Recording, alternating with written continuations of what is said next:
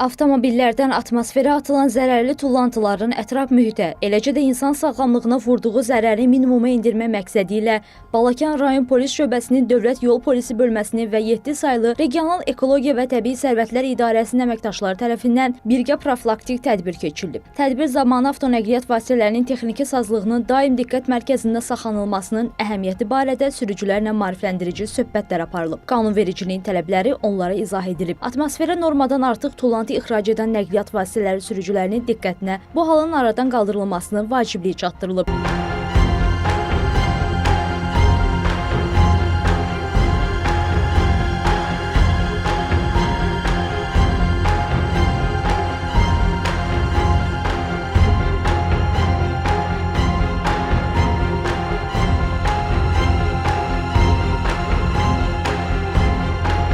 Bu istiqamətdə polis əməkdaşları tərəfindən profilaktik tədbirlər mütəmadi olaraq davam etdiriləcək.